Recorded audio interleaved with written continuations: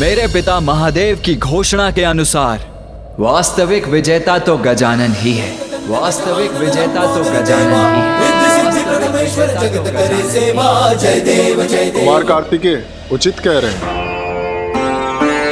गजानन ने बल और बुद्धि दोनों का उपयोग किया। हाँ कुमार कार्तिकेय, गजानन ने ही अपनी चतुराई से हम सबको प्रत्येक संकट से मुक्ति दिलाई। इसलिए गजानन ही सर्वथा योग्य हैं। हाँ कुमार कार्तिकेय, आप उचित कह रहे हैं। जिन विघ्नहर्ता ने अपनी चतुराई से, अपनी बुद्धि और बल के संयोग से हमारे मार्ग में आने वाले सारे संकटों से हमें मुक्ति दिलाई, केवल वो ही विजयी कहलाने योग्य है, और वो कोई और नहीं, देव गजानन है।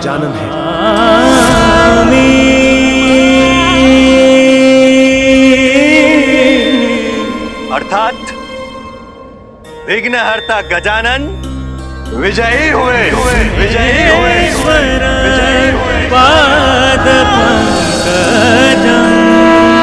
नमामि देवं सकलार्थदं तं स्वर्णवर्णभुजगोपवितं। नमामि देवं सकलार्थदम्।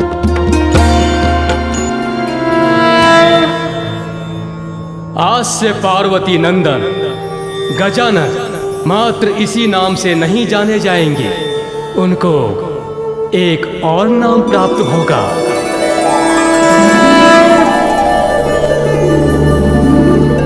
अब मैं वो घोषणा करूंगा जिसकी गूंज समस्त ब्रह्मांड के प्रत्येक कण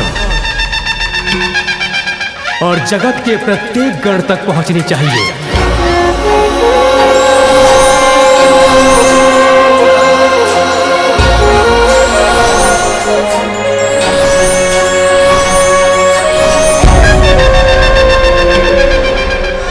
देवगण, यक्षगण, गंधर्वगण, किन्नरगण, आकाशगण, पातालगण, भूगण, जलगण, दीर्घगण, लघुगण, पशु पक्षी और समस्त चराचर जीवगण, सभी गणों के ईश गजानन आज से गणेश कहलाएंगे।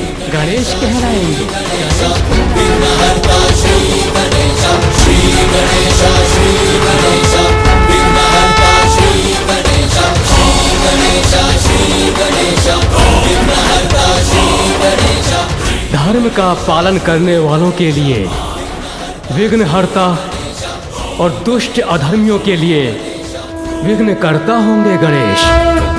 महाकाय बुद्धि के नरेश, रिद्धि सिद्धिदाय विघ्नहर्ता श्री गणेश। सुमुख नाम प्रथम पूज्य देव तुम विशेष, रिद्धि सिद्धिदाय विघ्नहर्ता श्री गणेश। विघ्नहर्ता गणेश। इसलिए आज से एक नवीन विधान का भी निर्माण होता है कि किसी भी शुभ कार्य के प्रारंभ से पूर्व की जाने वाली पूजा में सर्वप्रथम विघ्नहर्ता गणेश की पूजा अनिवार्य होगी। विघ्नेश्वराय वरदाय सुरप्रियाय लंबोदराय सकलाय जगद्धिताय। जो कार्य प्रथम पूज्य गणेश की अर्चना से प्रारंभ होगा वो अवश्य पूर्ण होगा।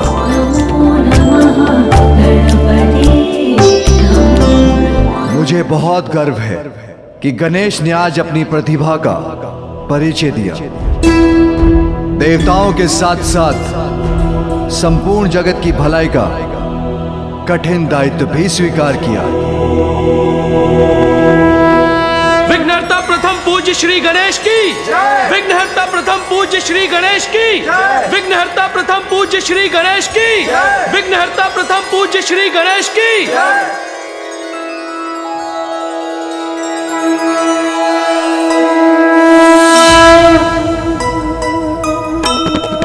जय गणेश जय गणेश जय गणेश देवा।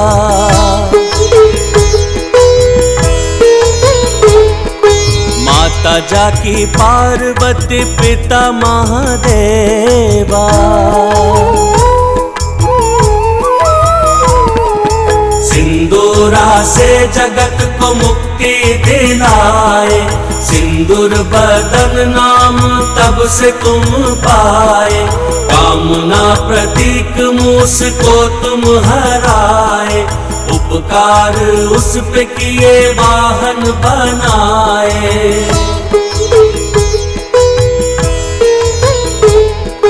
माता पिता सर्वोपरि तुमने बताया, प्रथम पूज्य अधिकार युक्ति से पाया। विघ्न हरता भी तुम हो, विघ्न करता भी तुम, प्रथम पूज्य वंदन तुम्हारा करें हम।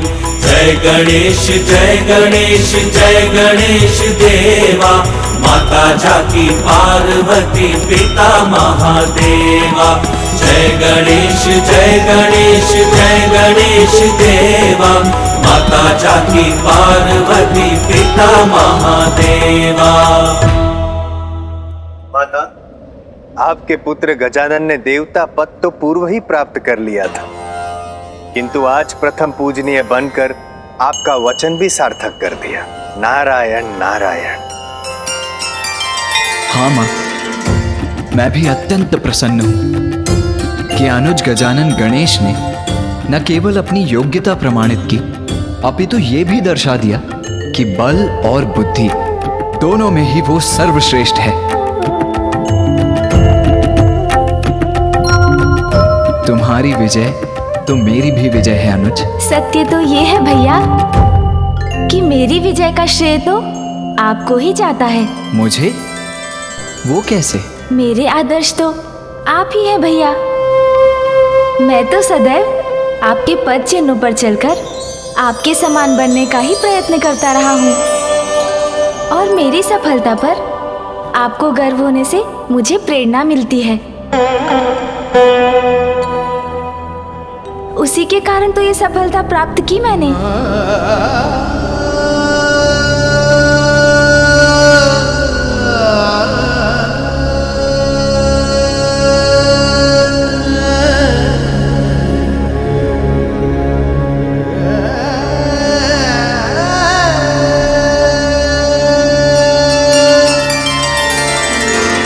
तुम दोनों भाइयों के बीच सम्मान और प्रेम सदा बना रहे, यही मेरी कामना है। आज मेरे दोनों पुत्रों ने ये प्रमाणित कर दिया कि वो सर्वश्रेष्ठ। आपके दिए संस्कार और पिताश्री के आशीर्वाद से ही तो हम योग्य पुत्र बन सके हैं माता।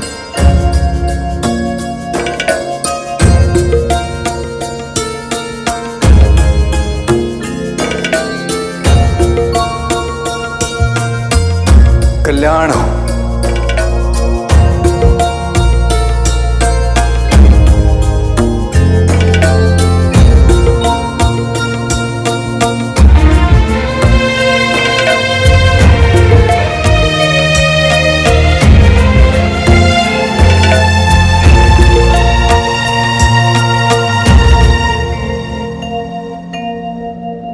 मेरा मन तो नहीं कर रहा है माता, किंतु अब मेरे विदा लेने का समय आ गया है, क्योंकि दक्षिण में मेरा कर्तव्य मुझे पुकार रहा है। मुझे अनुमति दीजिए माता। कर्तव्य तो सदा सर्वोपरि होता है पुत्र।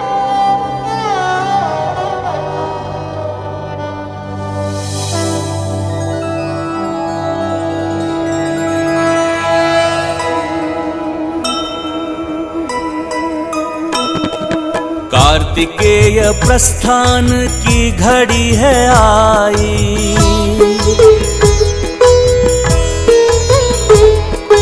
आज पुनः बिछड़ेंगे अनुरागी भाई। सुमुख अब अनिवार्य है विदाई देना, भावुक हृदय अश्रुपूरित है नैना।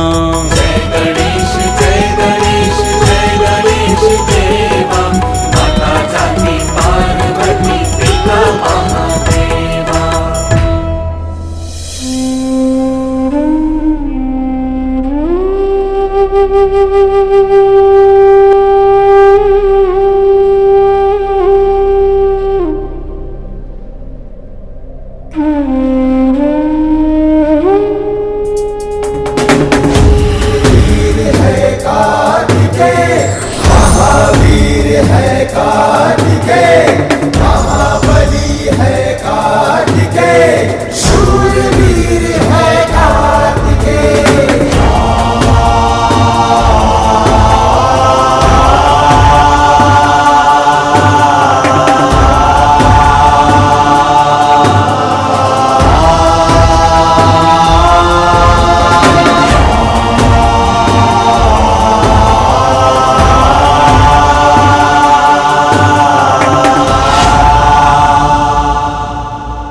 पूज्य देवता गणेश, आपके साथ इस अद्भुत यात्रा में हमें बहुत सारी सीख मिली।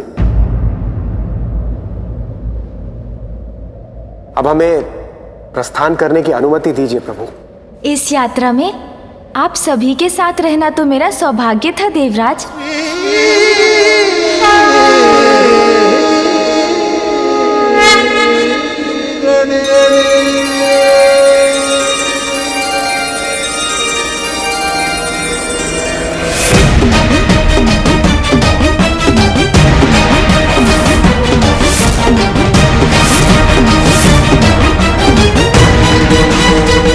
अकस्मात मुझे एक ऐसा आभास हो रहा है।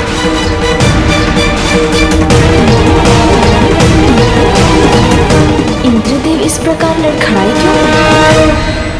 क्या हुआ देवराज इंद्र? आप कुशल तो है ना?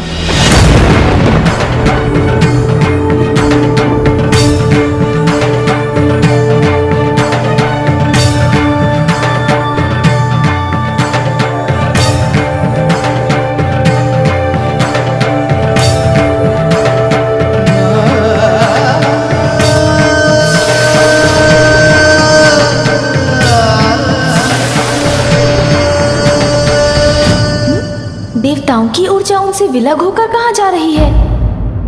त्रिदेव, माताओं, अब मुझे भी आज्ञा दीजिए।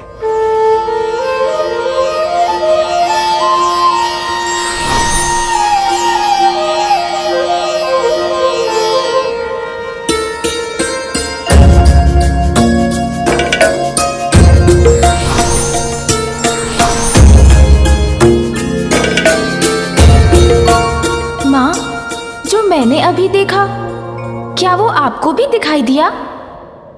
नहीं पुत्र, मैंने तो कुछ भी नहीं देखा।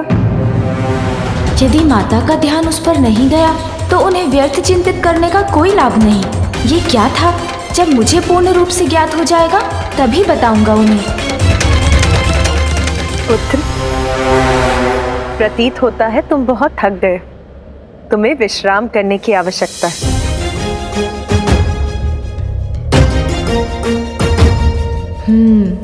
विश्राम करने के पूर्व मेरा सत्य ज्ञात करना तो अत्यंत आवश्यक है।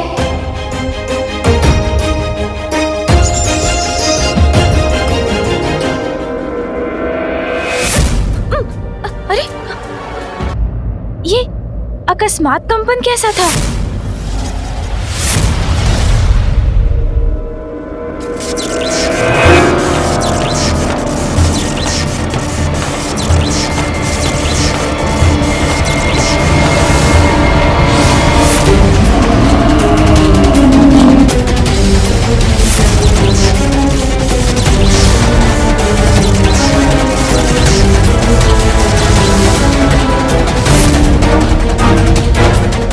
अकस्मात क्या हो रहा है?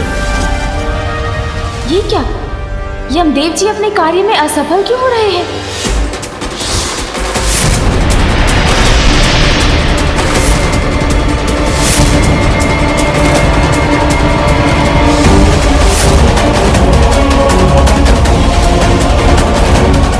वायुदेव भी अपने कार्य में असफल हो रहे हैं।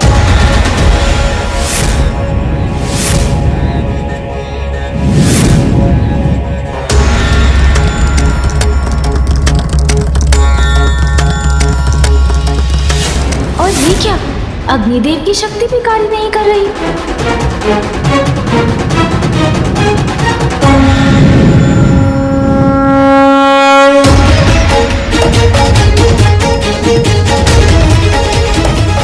मेरी शक्ति यज्ञ का तेज क्यों नहीं बढ़ा पा रही है? देवताओं की शक्ति भी जैसे कोई हर रहा है, ज्ञात नहीं उन्हें स्वयं इस बात का आभास हो रहा है या नहीं। ये किस अनिष्ट का संकेत है? मुझे शीघ्र इसके पीछे छुपे रहस्य को ज्ञात करना होगा।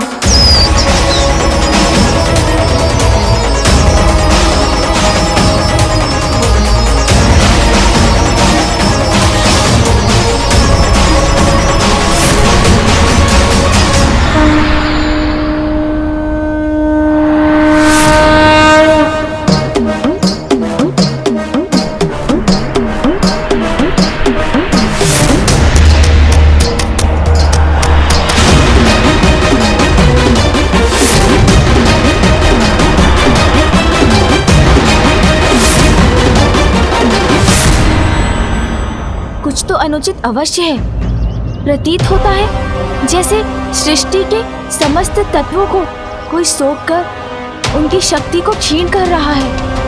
किंतु कहाँ विलीन हो रहे हैं ये तत्व? कौन सी अनिष्टकारी शक्ति ने अपनी ओर खींच रही है? ये सभी तत्व तो एक ही ओर जा रहे हैं। वहां जाकर देखता हूँ। मूषक जी, चलिए।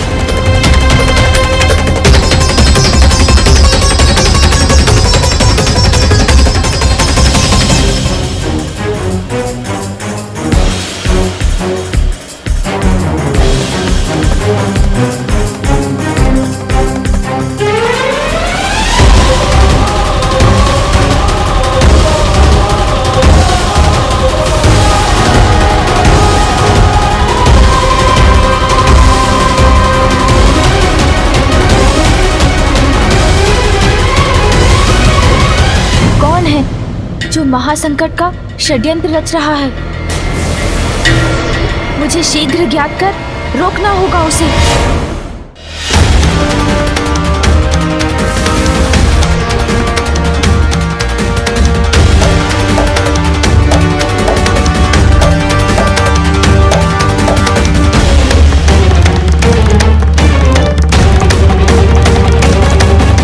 ये कैसे स्वर्ण, रजत और लौह के विचित्र स्तंभ हैं जो एक साथ मिलकर ये त्रिकोण बना रहे हैं।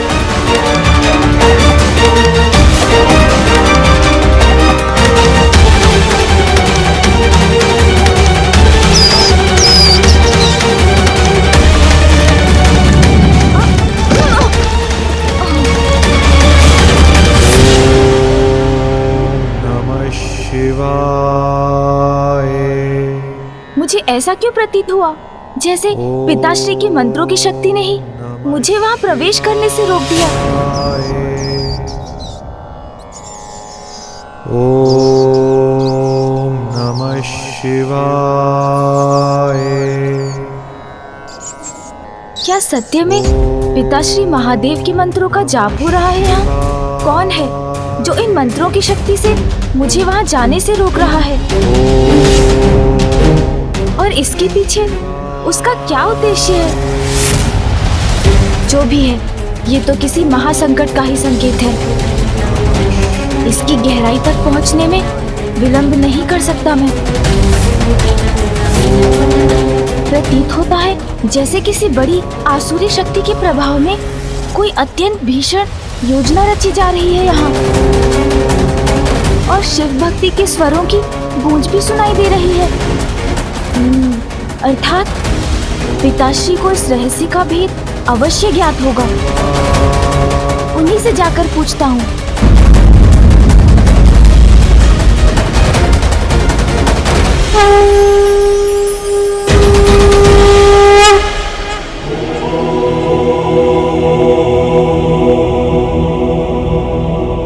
पिताश्री के ध्यान में व्यवधान डालकर सृष्टि का अहित नहीं होने दे सकता, किंतु सृष्टि यदि इसी प्रकार पंच तत्वों से रहित होती रही तब तो संपूर्ण जीवन का अहित होगा। फिर तो मुझे ही शीघ्र इस संकट से उबरने का उपाय ढूंढना होगा।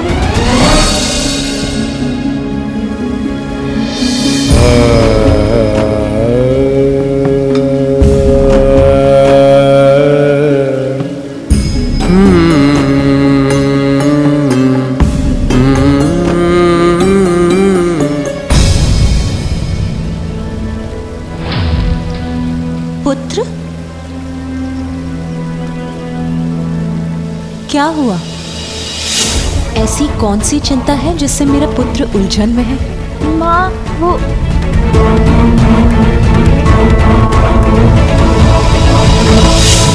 मन में जो भी है वो कहने से, किसी अन्य के साथ अपनी समस्या को साझा करने से समाधान सरल हो जाता है पुत्र। माँ, कुछ समय पूर्व मुझे एक रहस्यमय अनुभव हुआ। अंतरिक्ष में एक विचित्र त्रिकोणाकार स्थान है जिसके निकट जाने के मेरे प्रयास को किसी दिव्य मांत्रिक शक्ति ने विफल कर दिया। त्रिपुर, त्रिपुर, उसका आभास तो मुझे भी हुआ था पुत्र। समस्त ब्रह्मांड में ऐसा एकमात्र वही स्थान है पुत्र। त्रिपुर माँ? स्वामी के 3 महान भक्तों के 3 पुर हैं त्रिपुर। तुम वहां इसीलिए प्रवेश नहीं कर सके पुत्र क्योंकि वो ब्रह्मदेव के वरदान से सुरक्षित हैं। कौन है ये शिव भक्त माँ और उन्हें क्या वरदान प्राप्त है? दुष्ट असुर सम्राट ताड़कासुर है त्रिपुर का कारण।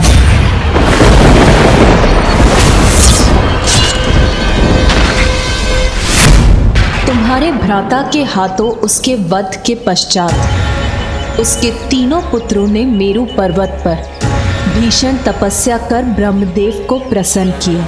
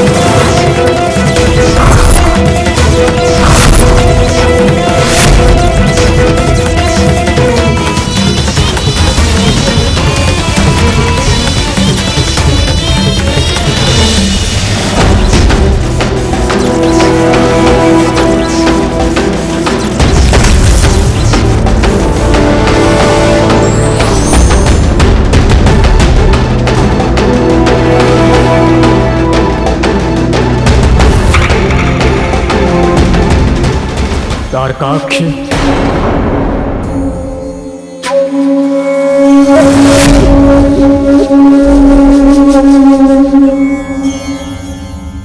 कमलाक्ष,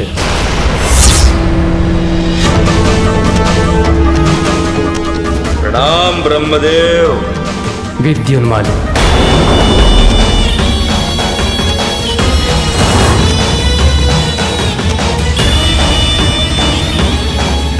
मैं तुम्हारी तपस्या से प्रसन्न हुआ ताड़कासुर पुत्रों।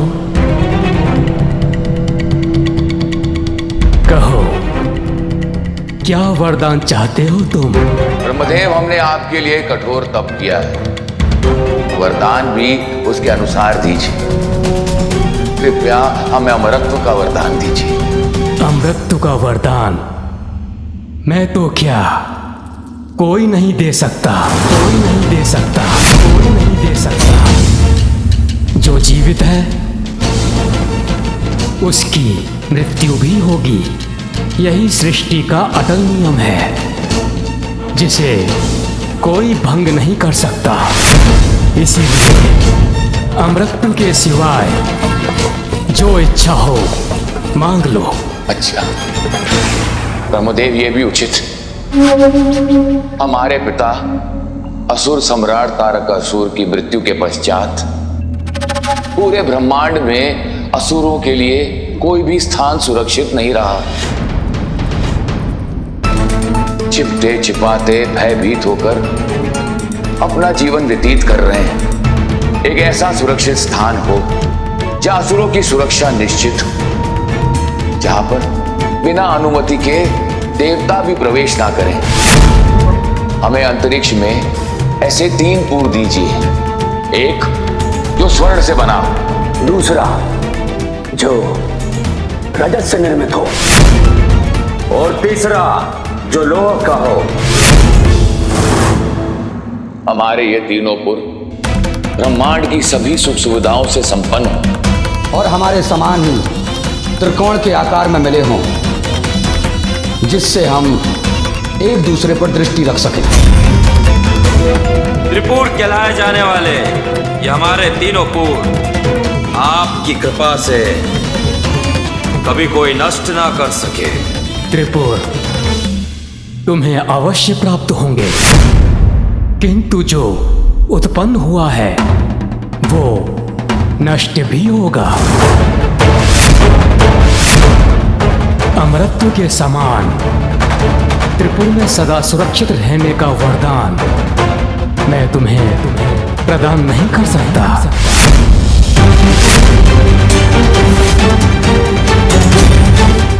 ना ब्रह्मदेव, ये भी उचित है। तो कृपया इतना कीजिए कि संसार के देवता स्वयं महादेव ही इस त्रिपुर को नष्ट कर सकते हैं और हमारा वध उन्हीं के हाथों हो, उनके अतिरिक्त किसी और के हाथों नहीं।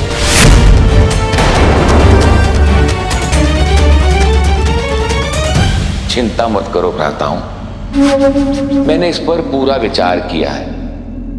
हम महादेव की ऐसी भक्ति करेंगे, ऐसा तप करेंगे कि त्रिपुर स्वयं शिव भक्ति धाम बन जाएगा और फिर महादेव हमारा या हमारे त्रिपुर का विनाश नहीं कर पाएंगे। अमर होने का यही एक उपाय है। ब्रह्मदेव, इससे सृष्टि का कोई नियम भंग तो नहीं होता, इसलिए यदि आप हमारे तप से प्रसन्न हैं तो कृपया हमें यह वरदान दीजिए। तथास्तु तथास्तु तथास्तु तथास्तु।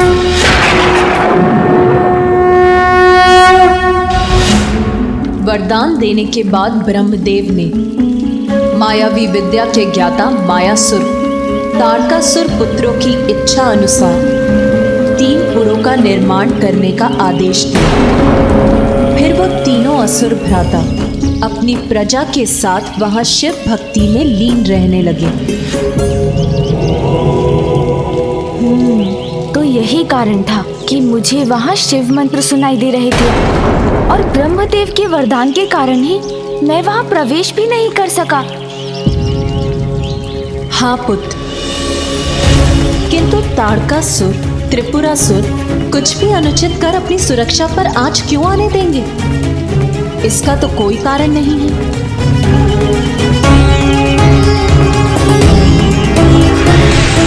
माँ, जिनके स्वभाव में खोट हो वो भक्ति भाव का कितना भी प्रदर्शन क्यों ना कर ले, उनका अंतर तो कपट से ही भरा होता है, क्योंकि जो हो रहा है वो सर्वथा अनुचित है और उसका स्रोत अवश्य त्रिपुर ही है।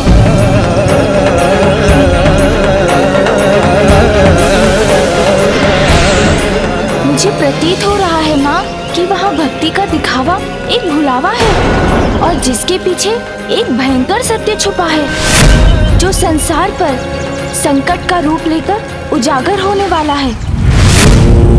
ओम नमः शिवाय, ओम नमः शिवाय, ओम नमः शिवाय, नमः शिवाय, नमः शिवाय।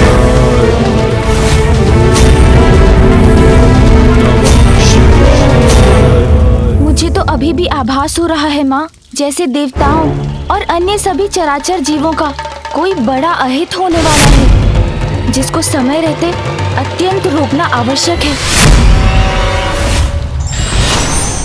माता, प्रथम पूज्य श्री गणेश उचित कह रहे हैं, किंतु अहित होने वाला नहीं, अपितु हो रहा है।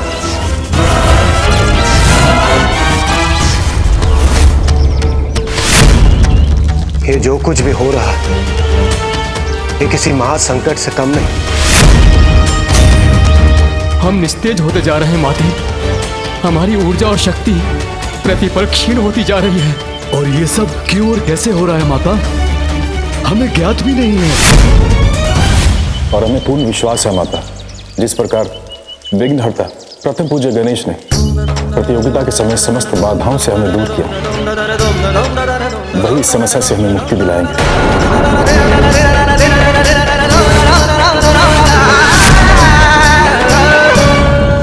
इस संकट का स्रोत कहाँ है ये ज्ञात है मुझे, किंतु संकट क्या है और क्यों है ये जानना अभी शेष है। किंतु आप चिंता मत कीजिए देवराज, धर्म का पालन करने वाले के लिए यदि विघ्न हरता हूँ मैं, तो दुष्ट अधर्मियों के लिए विघ्न करता भी तो हूँ। माँ, देवताओं की सहायता के लिए मुझे त्रिपुर में प्रवेश कर इस रहस्य का भेद पता लगाने की अनुमति दीजिए, जिससे मैं सृष्टि पर छाए इस संकट को दूर कर सकूं। किंतु पुत्र, त्रिपुरासुर तो अत्यंत शक्तिशाली असुर है, अपने पिता से भी अधिक बलवान है वो। वहां जाने से तो तुम भी संकट में पड़ सकते हैं। माता, आप चिंता मत कीजिए, हम भी श्री गणेश की सहायता के लिए उनके साथ जाएंगे। अवश्य आप भी चलते देवराज, किंतु जिस प्रकार से आपकी शक्ति क्षीण हुई है उसे देखकर आपका वहां जाना उचित नहीं होगा। और वैसे भी त्रिपुर में तो देवताओं का प्रवेश भी वर्जित है। आपके वहां आने से उन्हें संदेह होगा और वो सतर्क हो जाएंगे। फिर हम उनके गुप्त भेद कभी नहीं जान पाएंगे। इसलिए ये कार्य तो मुझे एकाकी ही करना होगा। किंतु पुत्र, तुम वहां कैसे प्रवेश करोगे? उसकी चिंता आप मुझ पर छोड़ दीजिए माँ। इस बार उनके आसुरी छल को बल से नहीं बुद्धि से भेदूंगा मैं। उनके आराध्य का पुत्र होने के कारण मुझे कोई क्षति पहुंचाने की कल्पना भी नहीं करेंगे वो।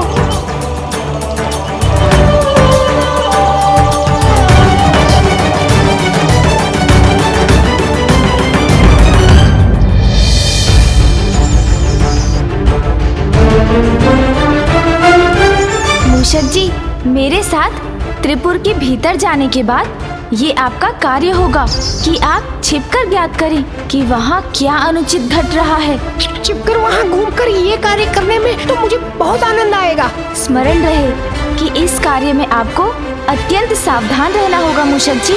जी प्रभु, मैं अत्यधिक सतर्क रहूंगा। रुकिए मूषक जी, ऊर्जा का कवच है यहाँ। तो हम इसके भीतर कैसे जाएं प्रभु? मुझे ज्ञात है मूषक जी।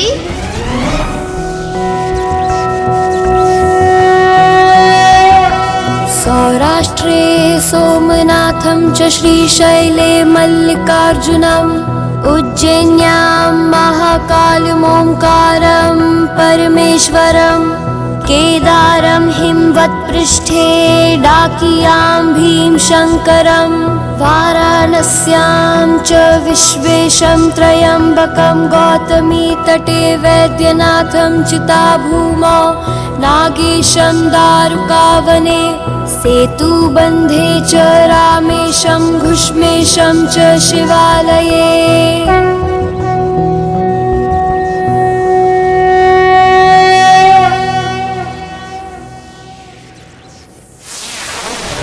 प्रभु महादेव की द्वादश नामावली का पाठ कर आपने प्रभावित कर दिया मुझे। प्रतीत होता है कोई महान शिव भक्त शिव भक्ति धाम त्रिपुर में प्रवेश चाहता है। मैं मात्र शिव भक्त नहीं अपितु शिव पुत्र गजानन गणेश हूँ।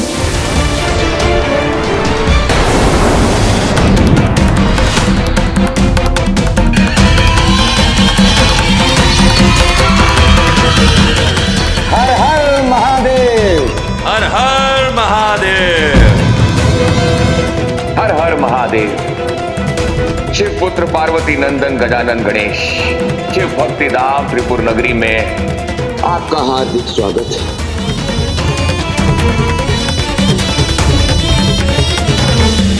पिता के प्रति आपकी परम भक्ति की बड़ी ख्याति सुनी थी, इसीलिए जिज्ञासावश स्वयं आपके दर्शन करने चला आया।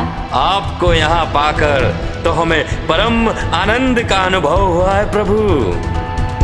कृपा भीतर आकर हमें कृतार्थ कीजिए। आइए आइए, आपका स्वागत है। ठीक है, चलिए मूषक जी।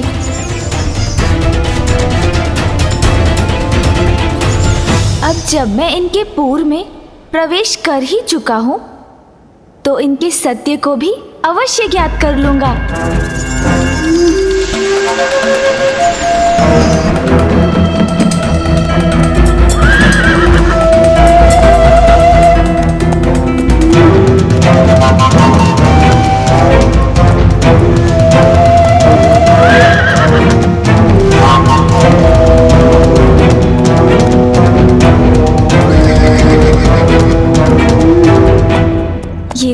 अद्भुत स्वागत कर रहे हैं।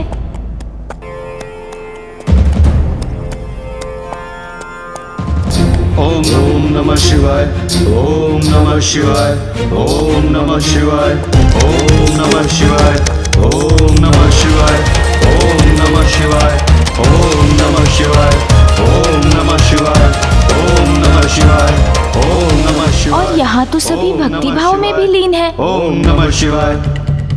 मुझे तो लगा था मैं भीतर आकर इनकी दिखावे के पीछे छुपे रहस्य को जान लूंगा, किंतु यहाँ तो कुछ भी अनुचित दिखाई नहीं दे रहा। अपितु सभी पूर्ण विधि विधान के साथ पूजा पाठ में लीन है यहाँ। फिर मुझे वो आभास क्यों हुआ था?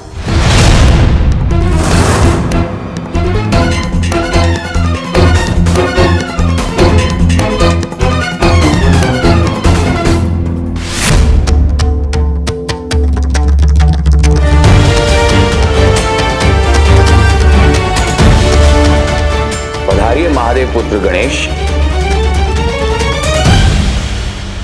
आपके पांव को कोई कष्ट ना हो, इसलिए इन पुष्पों की कोमल पंखुड़ियों पर पांव रखकर आगे बढ़िए प्रभु। धन्यवाद।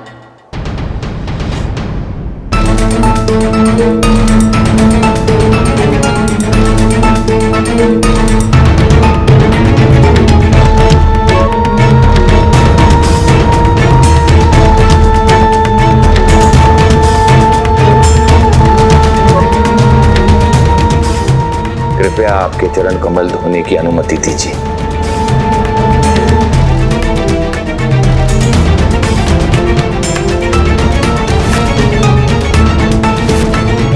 यहाँ की वास्तविकता तो मेरी कल्पना के विपरीत है। अनुपम भक्ति भाव है इनका, किसी कपट का तो लेश मात्र चिन्ह भी नहीं।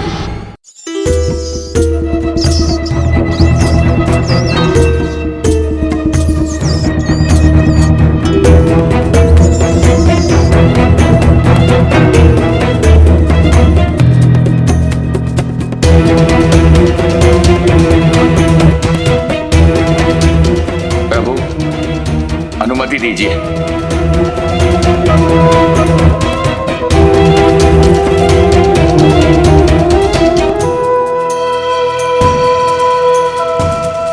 भक्ति भाव से परिपूर्ण है ये, किंतु ये केवल इनका बाहरी आवरण है या इनका अंतर भी भक्ति भाव के निर्मल भाव से प्रकाशित है?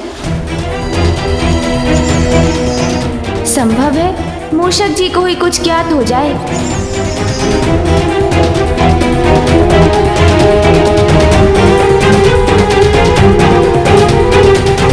इनके हाव भाव से तो कुछ भी ज्ञात नहीं हो रहा है, किंतु फिर मुझे यहाँ किसी षड्यंत्र का आभास क्यों हुआ? आइए शिवपुत्र गणेश, अपना आसन ग्रहण कीजिए। नहीं, मैं इस स्थान पर स्थित नहीं हो सकता।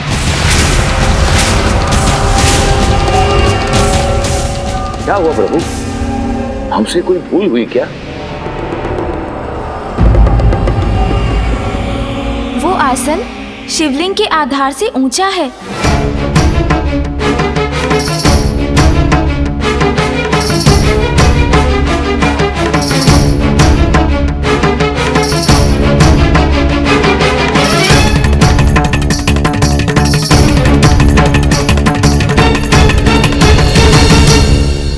पुत्र का स्थान तो पिता के चरणों में होता है, उनसे ऊपर नहीं।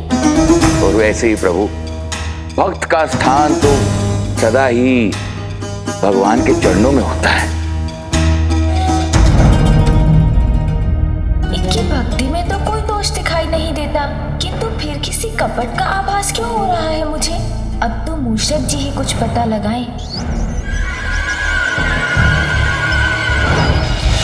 ये कैसी काली छाया मेरी ओर बढ़ी आ रही है?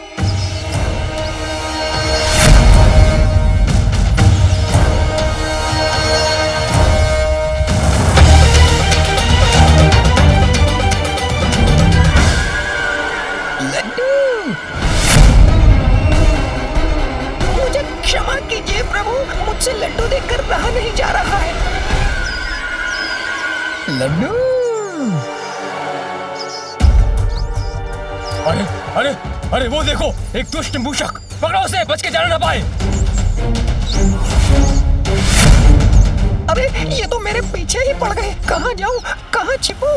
इधर उधर भागता रहा तो प्रभु कैसे ढूंढेंगे मुझे?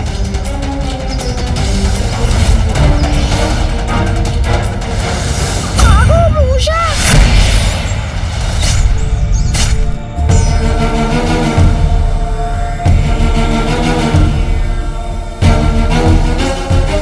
इतने सारे लड्डू, अद्भुत।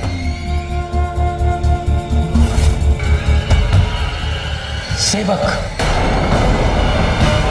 इस थाल में लड्डू कम क्यों प्रतीत हो रहे हैं?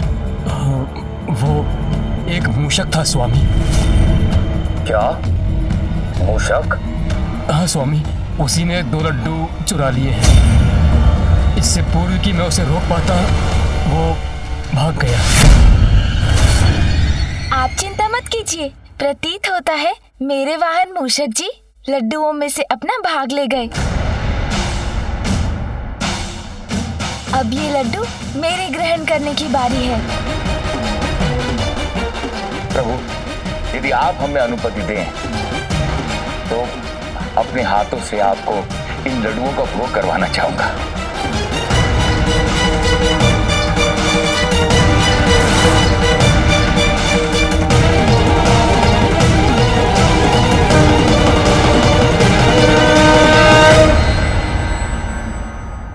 मूषक जी मुझसे पूर्व कभी लड्डू नहीं लेंगे। अवश्य वो किसी विशेष कारण से लड्डू उठाकर ले गए हैं।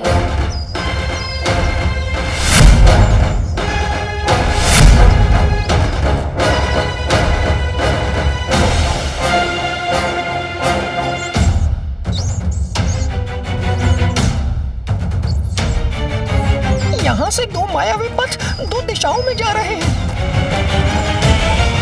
एक रजत निर्मितपुर की ओर और दूसरा लौहपुर ले जाने वाला। मैं किधर जाऊं? बूंदी भी समाप्त हो गई है।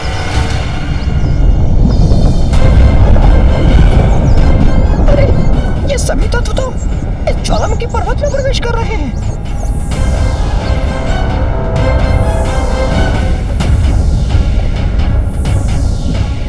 जय विघ्नहर्ता श्री गणेश।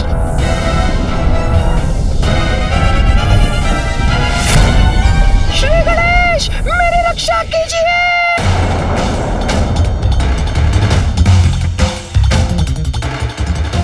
प्रतीत होता है मूषक जी किसी संकट में फंसकर मुझे सहायता के लिए पुकार रहे हैं। श्री गणेश मेरी रक्षा कीजिए।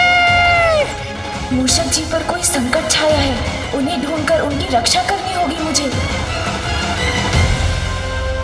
शीघ्र ऐसा उपाय ढूंढना होगा जिससे मैं मूषक जी को ढूंढने यहाँ से चला भी जाऊं और किसी को ज्ञात भी ना हो। यही उचित होगा। ये सभी यहीं स्तंभित हो जाएंगे और मैं वो कर सकूंगा जो आवश्यक है।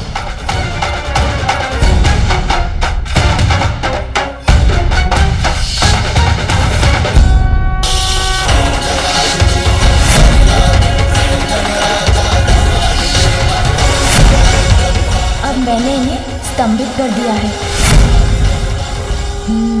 अब मैं मूषक जी को ढूंढने जा सकता हूँ।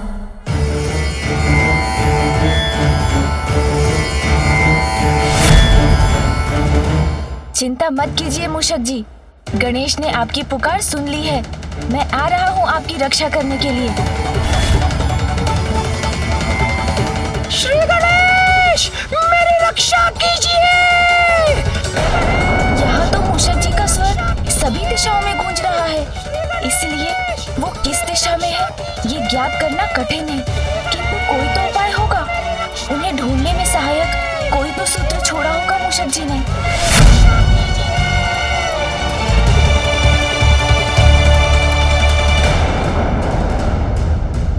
एक मूषक था स्वामी, उसी ने 2 लड्डू चुरा लिए हैं। तो ये कारण था मुझसे पूर्व लड्डू लेने का। अपने मार्ग पर बूंदी बिछाकर अच्छी चतुराई दिखाई है मूषक जी ने।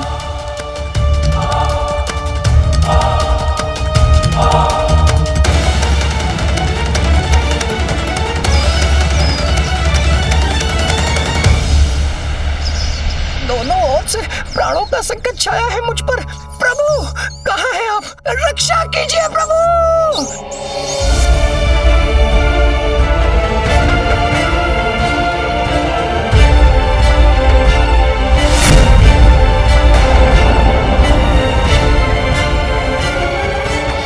अब यहाँ से किस दिशा में जाकर ढूंढूं मूषक जी को?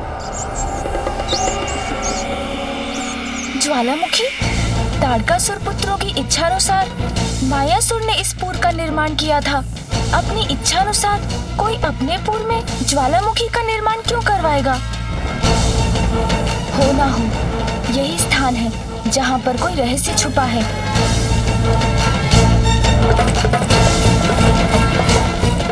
प्रभु रक्षित कीजिए मुझे। प्रभु प्रभु। मूषक जी संकट में है, इन्हें मुझे रक्षित करना होगा। प्रभु मूषक जी चिंता मत कीजिए, मैं रक्षित करूंगा आपको। मैं आ रहा हूँ मूषक जी।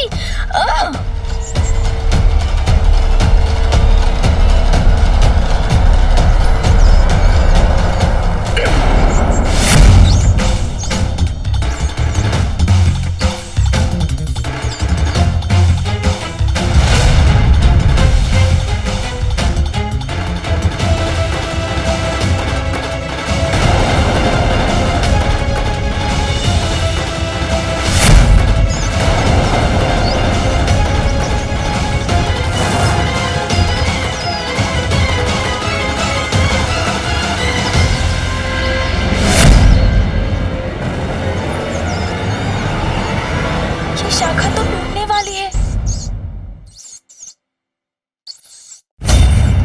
छोटे संकट से मुक्त हुए तो ये बड़ा संकट मुख खोले खड़ा है। प्रभु चिंता मत कीजिए मूषक जी, मैं हूं ना आपके साथ।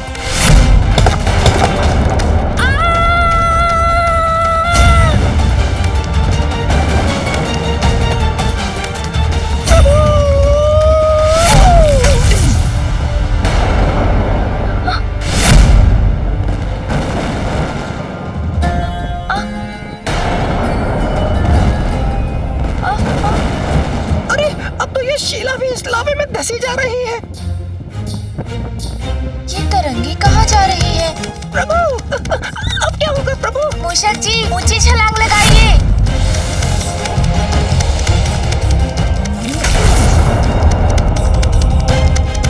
धन्य है आप प्रभु, आपने अपने साहस से बड़ा रोमांचक बना दिया ये अनुभव। मूषक जी हमारे यहाँ आने का प्रयोजन रोमांच प्राप्त करना नहीं है, जो ज्ञात करने आए हैं उसके संकेत ढूंढिए। हाँ प्रभु।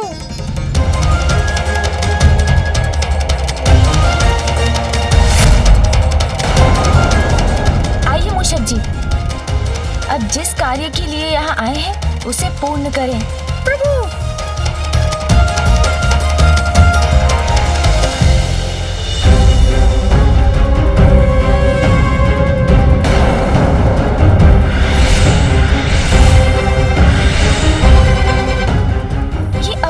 असुर मूर्तियाँ क्या और क्यों है ये? कौन कर रहा है इनका निर्माण?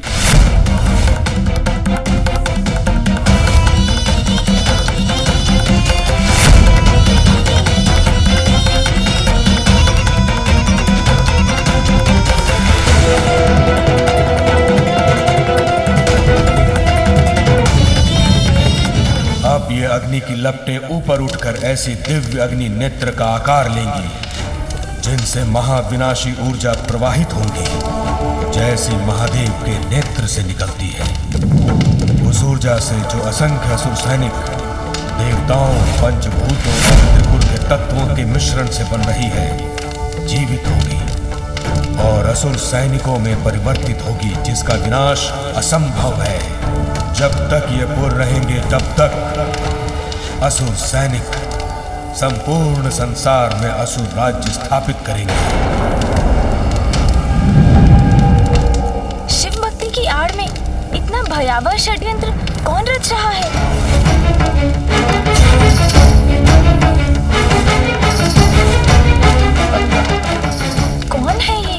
हर हर महादेव। मैं और त्रिपुरासुर मिलकर देवताओं का अंत कर देंगे और अनंत काल तक सर्वत्र असुरों का आधिपत्य स्थापित करेंगे। दैत्य गुरु शुक्राचार्य,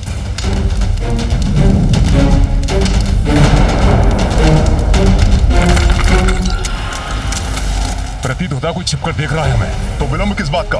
हम अभी चलकर उसका अंत कर देते हैं।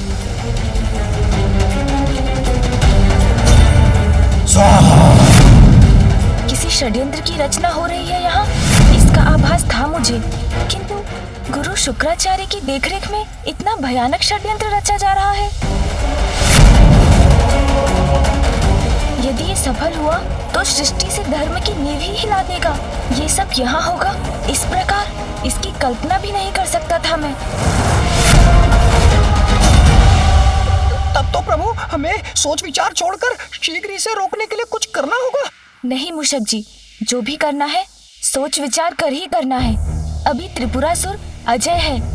यदि ये यज्ञ सफल हुआ तो इन असुर मूर्तियों में जीवन का संचार हो जाएगा और एक ऐसी असुर सेना उत्पन्न होगी जिसे पराजित करना असंभव हो जाएगा। अच्छा प्रभु, बस आप इन मूर्तियों को लेकर चिंतित हैं। कारण मिटने से परिणाम भी नष्ट हो जाएगा। मैं इन असुर मूर्तियों को ही नष्ट कर दूंगा तो असुर सेना का निर्माण स्वतः ही रुक जाएगा। मूषक जी रुकिए, हमारे किसी भी कृत्य से इन्हें नहीं ज्ञात होना चाहिए कि हम यहाँ आए हैं।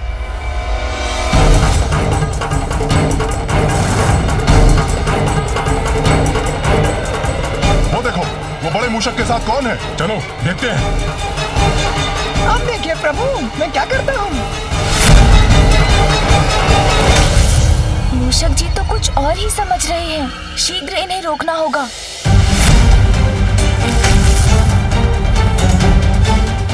मूषक जी गति धीमी करिए, कहीं आपके दौड़ने की ध्वनि से इन्हें हमारे यहाँ होने का भान न हो जाए। हाँ हाँ, मैं समझ गया।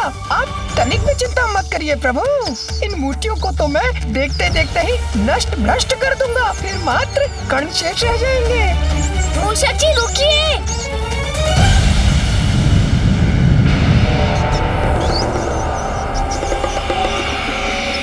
अरे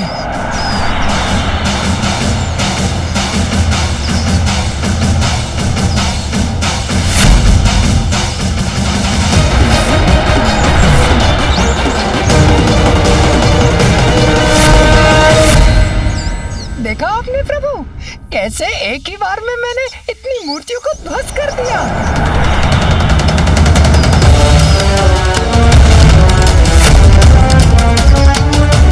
अरे ये असुर मूर्तियां तो पुनः बन रही हैं। इस उद्दंड मूषक को तो हम छोड़ेंगे नहीं। इसका अर्थ है इन मूर्तियों को नष्ट करना असंभव है। तो अब हम क्या करें?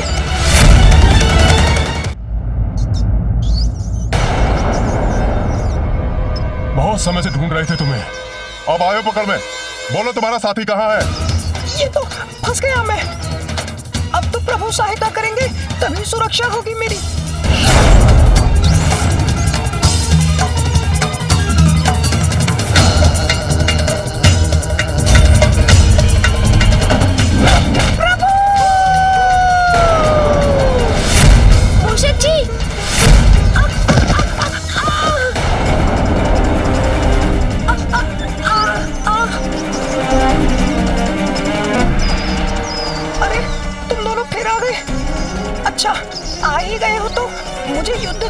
तैयार होने का अवसर तो दो।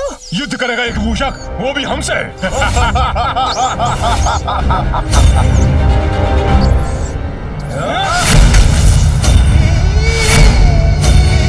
अकेले नहीं है वो, मेरे साथ हैं मेरे वाहन मूषक जी। प्रभु थोड़ा शीघ्र आकर मुझे इनसे बचा भी तो सकते थे ना आप? हाँ अवश्य मूषक जी, किंतु फिर बिना सोचे विचारे कुछ करने का धन आपको कैसे प्राप्त होता? सोच विचार तो तुमने भी नहीं किया, अन्यथा यहाँ आने की भूल नहीं करते गजमुख बालक। गजमुख अवश्य हो तुम, किंतु तुम्हें ज्ञात नहीं कि एक वास्तविक गज जैसा बल है हम दोनों में। अब हमारे हाथों मसले जाने के लिए तैयार हो जाओ तुम। इनके साथ युद्ध हुआ तो ध्वनि उत्पन्न होगी और ध्वनि से अन्य असुर भी सचेत हो जाएंगे। गुरु शुक्राचार्य को ज्ञात हो गया तो वो यज्ञ और भी शीघ्र पूर्ण करने में जुट जाएंगे और पिताश्री के भक्तों की पूर्व में उनकी अनुमति के बिना मैं यज्ञ में विघ्न डालने के लिए कुछ भी नहीं कर सकूंगा। इसलिए बुद्धि से कार्य लेकर इनसे छुटकारा पाना होगा मुझे। क्या हुआ गजमुख बालक? मैं के कारण जड़ हो गए क्या? आओ युद्ध करो हमसे। उचित कहते हैं आप। भय से मुक्ति का तो एकमात्र उपाय है आपसे युद्ध करना, किंतु उसका एक नियम होगा। युद्ध के समय किसी के भी मुख से एक भी स्वर नहीं निकलना चाहिए और यदि ऐसा हुआ तो उसे उसी क्षण पराजय स्वीकार करनी होगी। किंतु हम तुम्हारा नियम क्यों स्वीकार करें? मत कीजिए स्वीकार। वैसे मैं तो आपकी भलाई सोच रहा था, किंतु विचार कीजिए यदि हमने ध्वनि उत्पन्न की तो गुरु शुक्राचार्य का ध्यान भंग हो जाएगा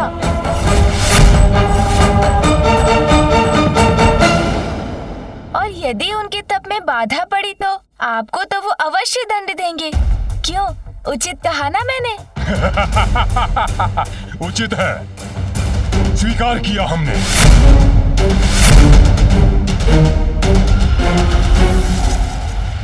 शिक्षक जी, आप तो पीछे ही रहिए। ये युद्ध तो मुझे अकेले ही करना होगा।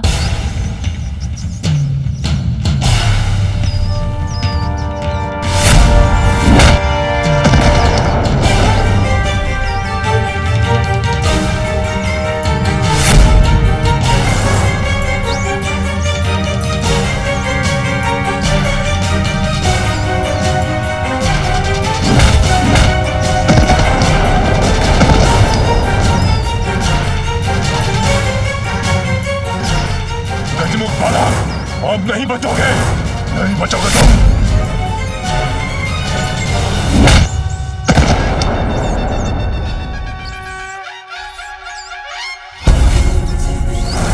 हमसे छल अभी बताता हूँ।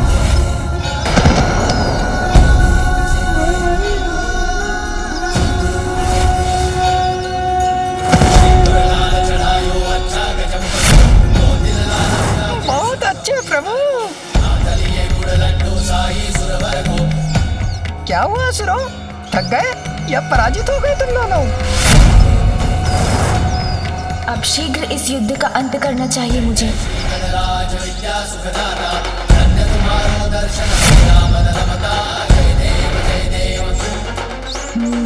दहकता लावा है नीचे। प्रभु की योजना समझ गया मैं। अरे तुम दोनों तो बहुत बोल रहे थे, तुम में गजबल है। करो ना, है बल तो उसका प्रदर्शन भी करो। या मेरे समान मूषक ही बन गए हो तुम दोनों। ये मूषक हमें मूषक बुला रहा है। अब ये गजमुख बालक जीवित नहीं रहेगा।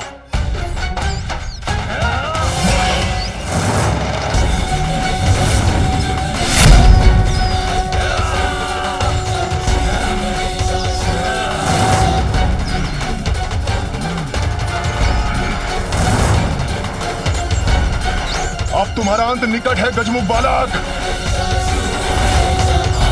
प्रतीत होता है आप दोनों क्लांत हो गए हैं, इसलिए धीमे धीमे बढ़ रहे हैं। आइए और तीव्र बढ़िए, वार कीजिए मुझ पर।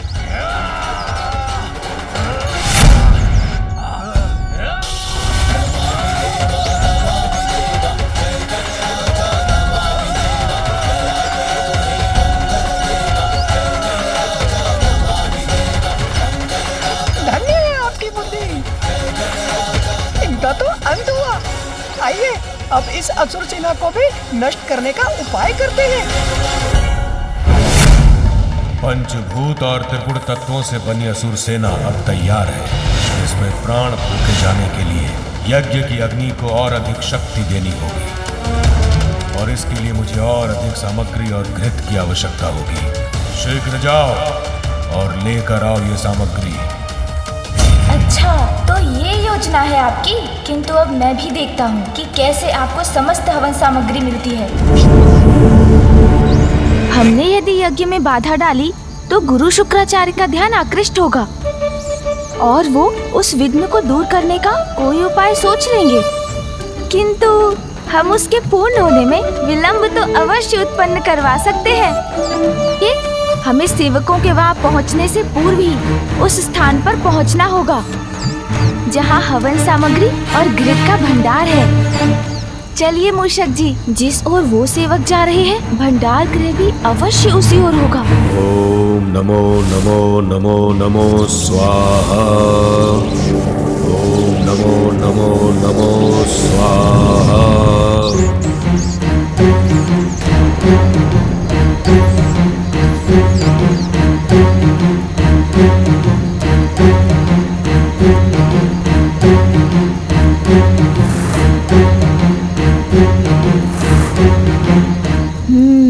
तो सुरंग में है हवन सामग्री। मुझे तत्काल कोई उपाय करना होगा ताकि असुर सैनिक वहां तक पहुंच ही ना सके। हाँ, ये उपाय तो अच्छा है। सुन जी,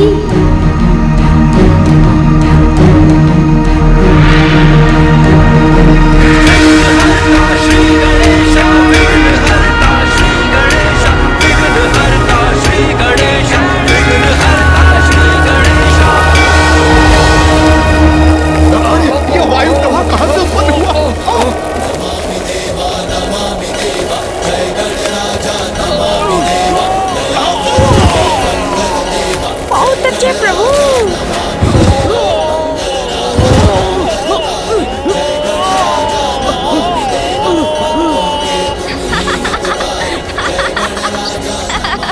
देखा मूषक जी, अब हमें जो करना है उसके लिए थोड़ा समय मिल गया। हाँ प्रभु। मूषक जी, शीघ्र चलिए भंडार के भीतर।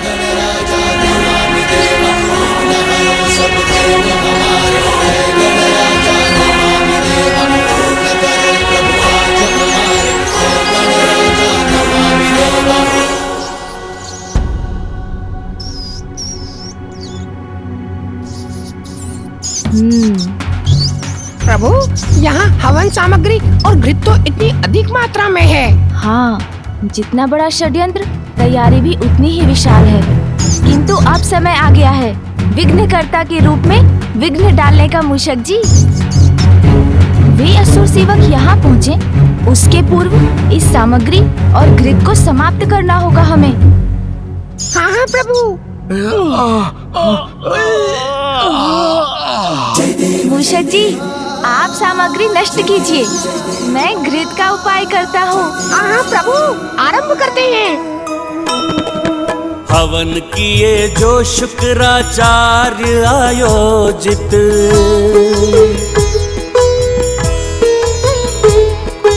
जिससे हो देव नष्ट जग का हो अहित।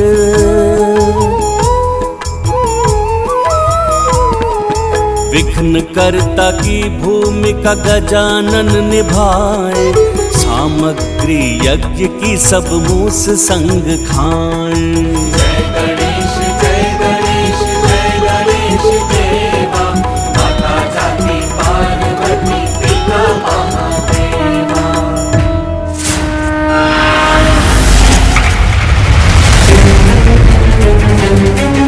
शीघ्रता करो, गुरुदेव प्रतीक्षा कर रहे हैं। शीघ्र चलो। हाँ हाँ मूषक जी, सारी सामग्री नष्ट कर दीजिए।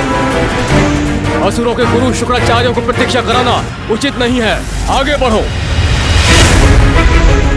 शीघ्रता कीजिए मूषक जी, असुर सेवक किसी भी क्षण यहाँ पहुँच जाएंगे।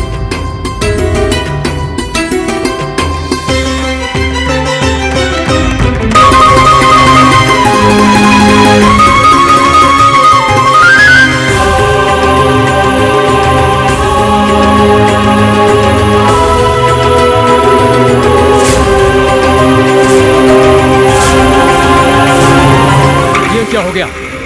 सारी सामग्री और घृत कहां लुप्त हो गए?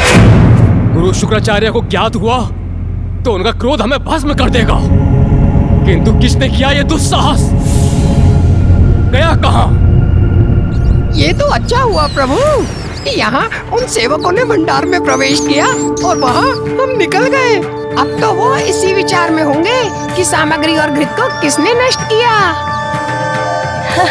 हाँ मूषक जी।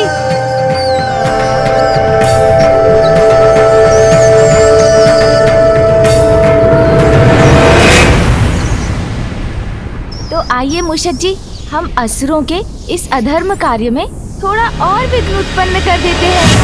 हाँ प्रभु, क्यों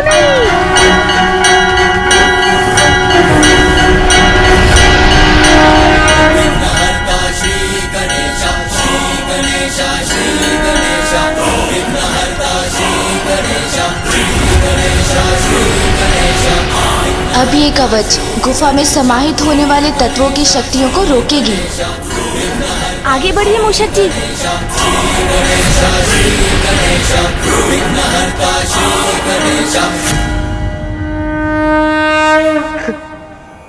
प्रतीत होता है प्रथम पूज्य श्री गणेश अपने प्रयास में सफल हुए। हमारी ऊर्जा लौट रही है। हाँ देवराज,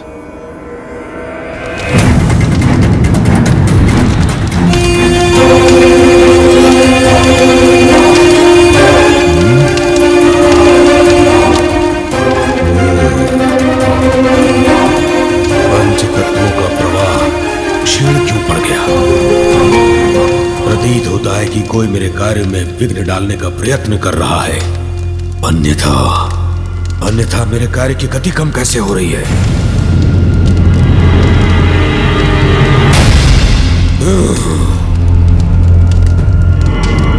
ओम ब्रीम ब्रह्म ब्रीम द्रम स्वाहा।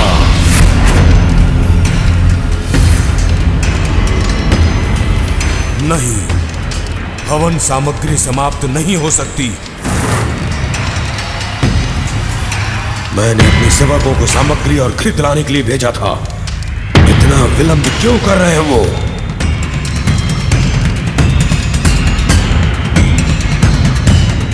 अभी तक सभी स्तंभित हैं। मैं पुनः अपने स्थान पर बैठ जाता हूँ और इनका स्तंभन तोड़ता हूँ। क्या हुआ? आप रुक क्यों गए?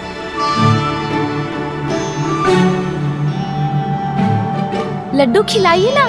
जी महादेव पुत्र, मैं वही करने का प्रयत्न कर रहा था।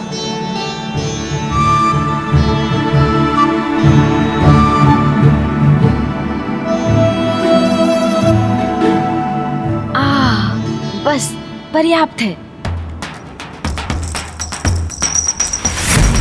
क्या प्रभु, हम तो आपको लड्डू खिला ही ना सके। आपका तो एक ही लड्डू में उधर भर गया। इसका कारण भी आप कुछ ही समय में जान जाएंगे, जब आपको ज्ञात होगा कि आज कितने घृत का पान किया है मैंने। रुकिए, आप दोनों अपने हृदय को छोटा मत कीजिए। जो लड्डू तारकाक्ष जी ने मुझे खिलाया वो आप सबकी इतने श्रद्धा और भक्ति से पूर्ण था कि उसी से मेरा उदर भर गया। आप इन शेष लड्डुओं को त्रिपुर में प्रसाद के रूप में बंटवा दीजिएगा। जैसी आपकी आज्ञा। अब आप मुझे अनुमति दीजिए। इतनी शीघ्रता हुई क्या है? आपकी सेवा का हमें थोड़ा और अवसर दीजिए। वो अवसर शीघ्र प्राप्त होगा आपको, किंतु अभी तो मुझे जाकर पिताश्री को आपकी भक्ति और सेवा से अवगत कराना चाहिए। आपका बहुत बहुत धन्यवाद कि आपके माध्यम से हमारी प्रार्थना स्वयं महादेव तक पहुंच जाएगी। आइए।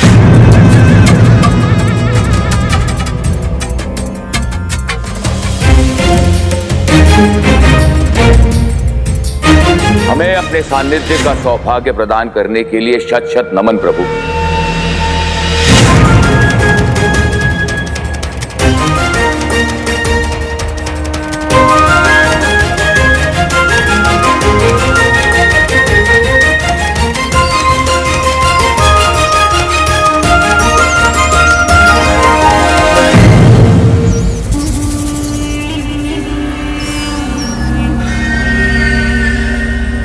महादेव पुत्र का अचानक यहाँ पर आगमन और उतनी ही शीघ्रता से प्रस्थान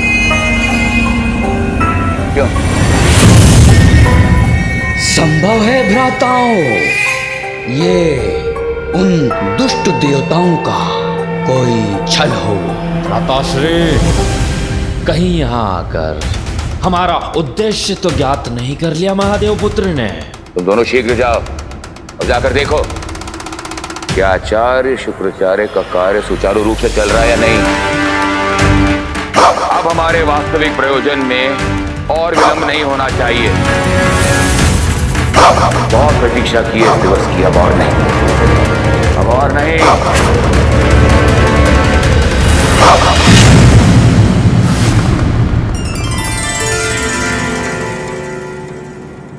प्रणाम पिताश्री। प्रणाम माँ। पिताश्री, त्रिपुर में आपके भक्तों से मेरी भेंट हुई और मुझे विश्वास है कि तुमने वहां कुछ भी अनुचित नहीं पाया। पिताश्री को केवल बोलकर नहीं, किसी अन्य प्रकार से समझाना होगा कि त्रिपुरासुर की वास्तविकता क्या है और वहाँ क्या चल रहा है। किंतु कैसे?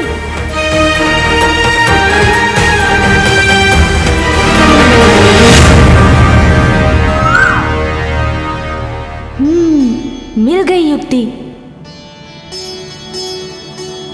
अवश्य पिताश्री, आपका विश्वास उचित है। अनुचित का तो लेश मात्र भी नहीं था वहाँ। किंतु मैं आपको कुछ और भी दिखाना चाहता हूँ। पिताश्री, माँ, मेरे साथ आइए ना।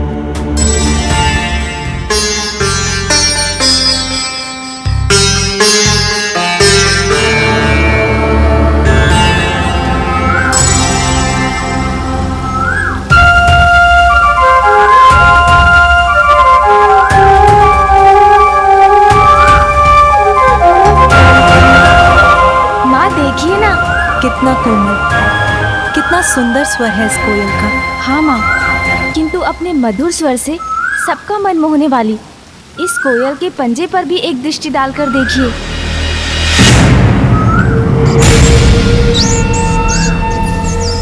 कभी कभी कोमलता के पीछे अपनी क्रूरता छिपाने वाले अपने ऊपर पवित्रता और धार्मिकता का ढोंग रचते हैं, मीठी वाणी बोलते हैं, किंतु उनके भीतर कुटिलता छिपी होती है। हमें कोयल के निकट लाने का तुम्हारा आशय मैं समझ गया पुत्र, कि इस कोयल के समान त्रिपुरासुर भी दोहरा चरित्र रखते हैं। हाँ पिताश्री, त्रिपुरासुर आपकी भक्ति अवश्य करते हैं, किंतु उनकी भक्ति के पीछे ईश्वर के प्रति समर्पण का भाव नहीं, अपितु ईश्वर से निरंतर कुछ प्राप्ति की लालसा है। पिताश्री, वो दिवस रात्रि आपकी पूजा करते हैं, जिससे आप उनका वध न करें। ब्रह्मदेव को तपस्या से प्रसन्न कर उन्होंने त्रिपुर वरदान में मांगा, जहाँ देवता भी अनुमति के बिना प्रवेश न कर सकें, जिसका लाभ उठाकर वो वहाँ देवताओं, महाभूतों और त्रिपुर के अंशों से ऐसी अपराजय सेना उत्पन्न कर रहे हैं, जिसे तब तक नष्ट नहीं किया जा सकता जब तक त्रिपुर का विनाश ना हो। गणेश उचित कह रहा है। हाँ माँ, गुरु शुक्राचार्य की निगरानी में उन्होंने त्रिलोक पर असुरों का आधिपत्य स्थापित करने का कुचक्र रचा है। इससे पूर्व कि वो असुर सेना जीवित होकर सर्वत्र विनाश करे, आपको उन त्रिपुरासुर का वध करना ही होगा पिताश्री।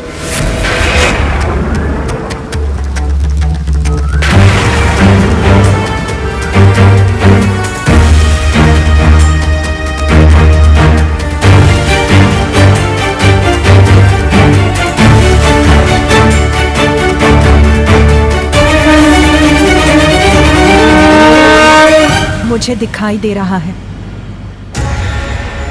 त्रिपुर का नाश करने के लिए जो अनिवार्य स्थिति है वो अभी उत्पन्न हो रही है। स्वामी, यदि अभी आपने विलंब किया तो अगले सहस्त्र वर्षों तक त्रिपुर का नाश असंभव है।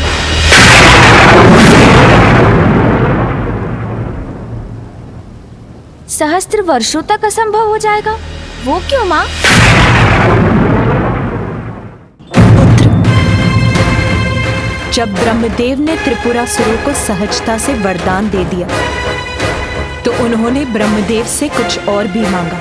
प्रभु, मेरे भ्राताओं की इच्छा अनुसार हमें त्रिपुर का वरदान देने की कृपा कर आपने हमें कृतार्थ किया, किंतु मैं अभी भी संतुष्ट नहीं हूँ। मेरी एक इच्छा अभिशेष है, उसे भी पूर्ण करने की कृपा करें। कहो वत्स कमलाक्ष क्या चाहते हो तो? प्रभु, मेरे भ्राता की इच्छा अनुसार मात्र महादेव ही त्रिपुर का नाश कर सकते हैं, किंतु तब सहस्त्र वर्षों में हमारे त्रिपुर के तीनों पुर एक सीधी रेखा में स्थिर हो।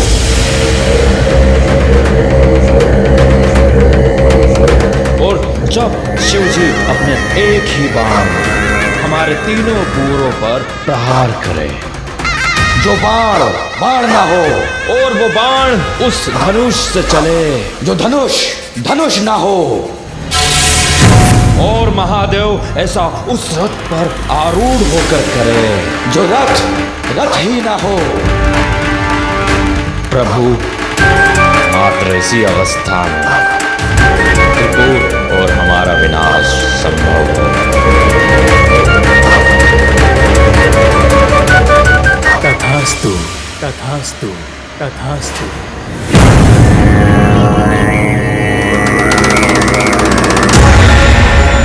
अर्थात यही उचित अवसर है उनके विनाश का, अन्यथा त्रिलोक पर उनका आधिपत्य स्थापित हो जाएगा और सर्वत्र अधर्म का अंधकार छा जाएगा। जिनके मुख पर सदा मेरा ही नाम रहता है, अपने उन अनन्य भक्तों पर मैं अपने अस्त्र कैसे उठा पाऊंगा गणेश?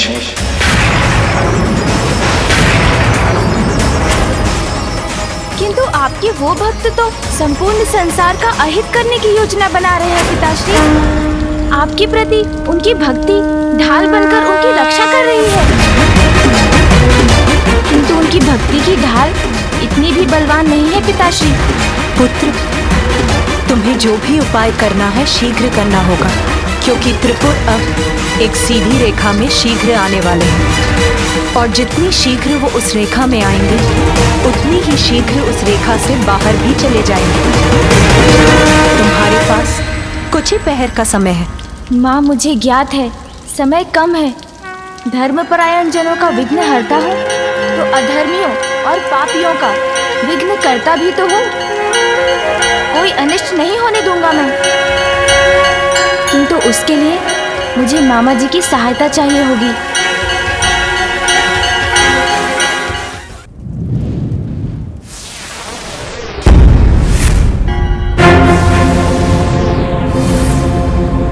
ये कैसा विघ्न है?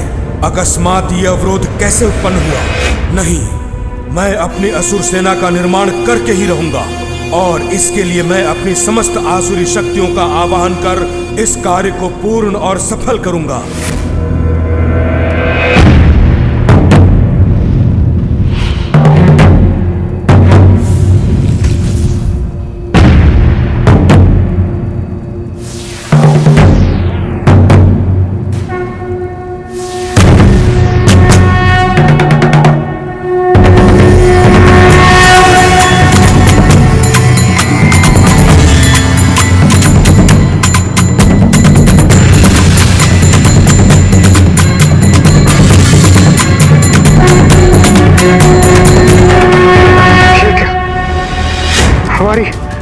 हमारी ऊर्जा पुनः क्षीण हो रही, संकट अभी टला नहीं।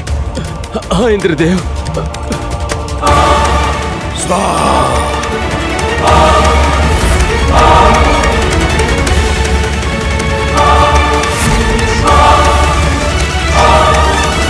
अपनी रक्त की आहुति देकर भी इस यज्ञ की अग्नि को बढ़ाने की आवश्यकता होती तो वो भी करता मैं, किंतु अपनी असुर सेना और इस यज्ञ पर आंच कदापि नहीं आने देता। त्रिपुर की एक रेखा में आने के पूर्व इस असुर सेना को जीवित करूंगा, फिर त्रिपुर का कोई विनाश नहीं कर सकेगा। हर हर महादेव।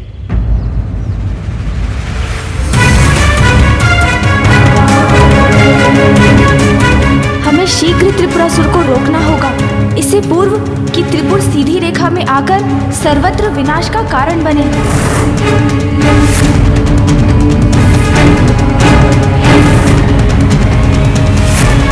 बाहरी आवरण को देख देखकर भीतर की सच्चाई को ज्ञात नहीं किया जा सकता। व्यक्ति को आवरण के भीतर छुपी सच्चाई को जानने का प्रयास करना चाहिए।